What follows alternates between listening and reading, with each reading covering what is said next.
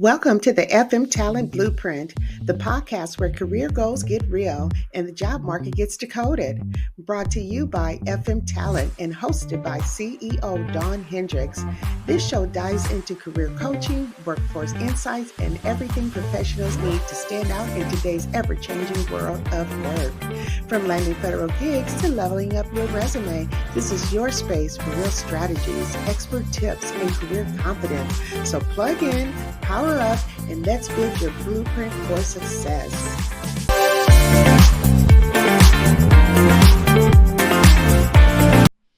Hey, everybody, and welcome back to the FM Talent Blueprint.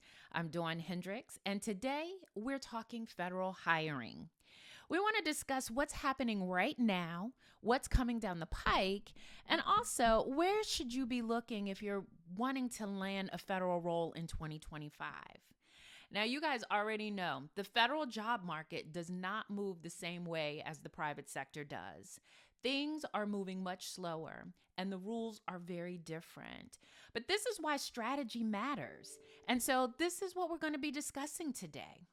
So if you've been hitting that refresh button on USA Jobs like it's your favorite app and wondering where the opportunities really are, then this episode is going to be for you.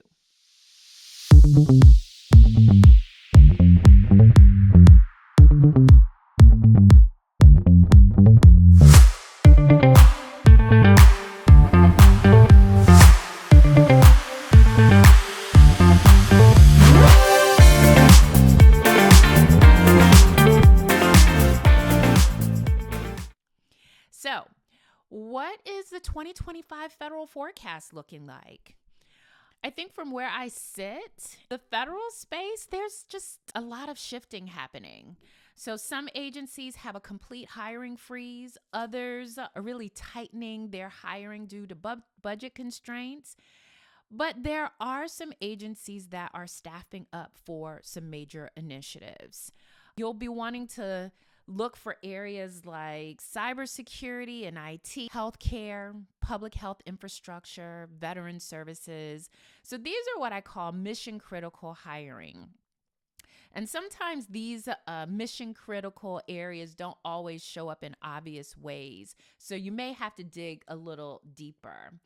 And before I go into the digging a little deeper, let's not forget that people are retiring or hitting their service limits. So this also is creating somewhat of a vacuum of opportunity, specifically when you know how to navigate the process.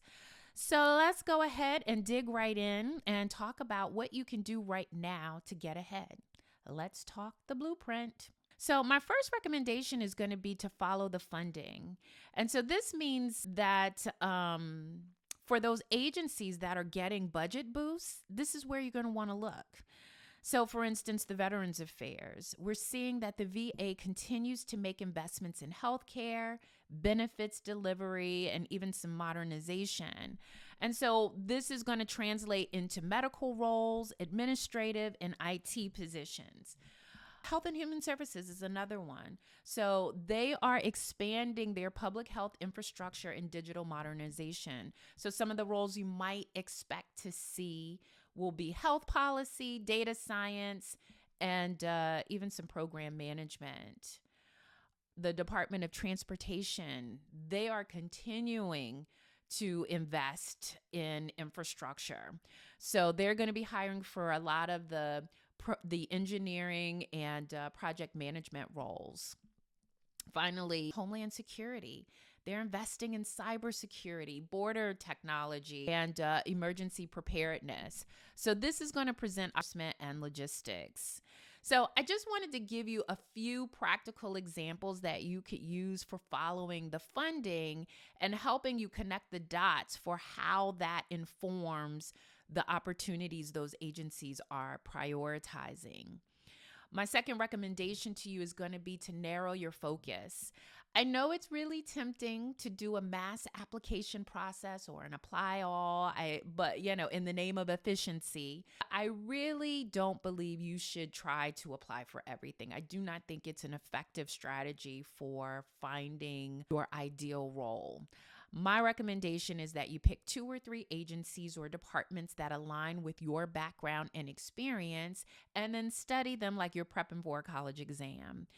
When you do this, it allows you to, one, understand that organization a lot better or that agency a lot better, and it allows you to tailor your application with specificity for the things that that agency department is seeking. Next, I'm going to talk about the resume, and this really goes into what I just talked about, narrowing your focus. But, you've got to get your resume federal ready. And so this isn't going to be the one pager that we talked about in previous episodes. For this resume, you're going to need to get really detailed. And I'm going to want you to use the job announcement language to weave into your resume document, and you're going to need to get specific on the results that you've achieved. I know I talk a lot about resume, but in the job search, this is the most important tool or mechanism that you have into your toolkit, because this is communicating to the hiring authorities what your value proposition is. And you all know the famous expression, you do not get a second chance to make a good first impression. So we really want to take advantage of this opportunity, specifically in a very competitive market, to ensure you're being considered. Here's something unique that I think you guys should be considering, and that's watching out for term appointments. And I'm not sure if this is a new concept for some, so I'll go into a little bit of detail. Term appointments are these time-limited positions, typically more than a year, but less than 4. So it's very project-specific work. But this is why I think this is a great entry point for those interested in the federal government. One, there's less competition, usually less applicant flow or applicants trying to get into the role. And there's really a high probability that that appointment will convert into a full-time role. So really something that you guys should be looking out for, keeping your ear to the ground on. Also, the government has these things called special hiring programs. And so this is designed to expand access to individuals in underrepresented or priority groups. So, for instance, veterans are in this priority group. Recent college grads, so they have pathway programs for them. Also, people with disabilities. So there's a Schedule A disability program. So you might want to look and see what are the disabilities that fall under those programs for preference. And then also there's this direct hiring authority. So this is going to be for your critical, hard to fill positions. So that list of, kind of skill areas that I mentioned earlier are ones that you really want to be looking out for, because with these direct hiring processes, they're able to bypass the typical hiring process. So just want to make sure that you guys are taking advantage of all of the things that are available or could potentially be available to you when considering the federal government. My last recommendation is going to be in an area that is very near and dear to my heart, as it is what my organization does.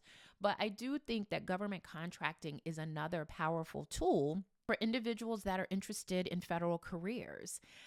Contractors, we work side by side with the federal staff.